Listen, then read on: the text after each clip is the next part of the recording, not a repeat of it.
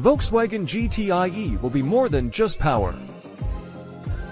This will be a real go-kart. AVW executive said of the electric GTI. Volkswagen has had its ups and downs as it figures out what an electric future looks like. One bright spot, however, is the idea that the GTI badge will appear on an electric vehicle for the first time. Now, VW's technical chief has reiterated that the car to a GTI version of the upcoming ID.2 will arrive in 2026 and will remain focused on fun handling. According to a recent report published by Autocar, the car will have less than 300 horsepower, but it will be a lot of fun to drive. The report cites Kai Grünitz, VW's board member in charge of technical development, who first confirmed that the GTI badge would live on into the electric era.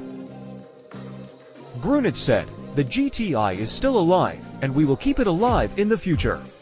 The GTI badge is about passion, and when we started brainstorming for an electric GTI, we knew it was about more than just power."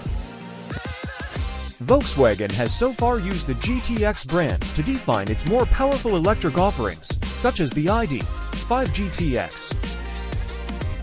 However, GTI will be used alongside it in the future. GTX could be used for all-wheel drive vehicles, while GTI will be reserved for sporty front-wheel drive models like the upcoming ID.2. It should be noted that this GTI is not like the GTI that most Americans know. The car is based on the Volkswagen Golf, which was due to get an electric version, but was delayed until 2029 as the automaker worked out the software and technical challenges. In contrast, this ID.2 base GTI is smaller, more like the Volkswagen Polo in other markets, and it's had a GTI variant for years, too. Since it's smaller than what US buyers are used to, it's unclear if this one will ever make it to dealerships in America. Instead of using the future Golf platform, the ID.2 will be built on a more affordable, front-wheel drive version of the MEB platform, which will underpin smaller electric VWs. This is similar to what Kia did with the light version of its eGMP platform, which ditched the 800-volt and rear-wheel drive in an effort to cut costs and make a smaller electric car more affordable.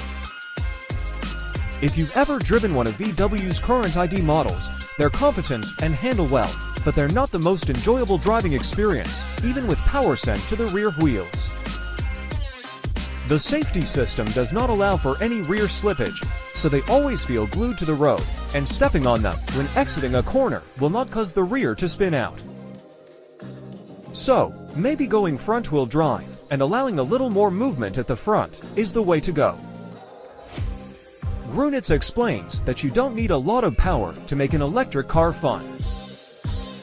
He said, "With an electric car, it's easy to add a lot of power, but do we need 300 bhp or 350 bhp?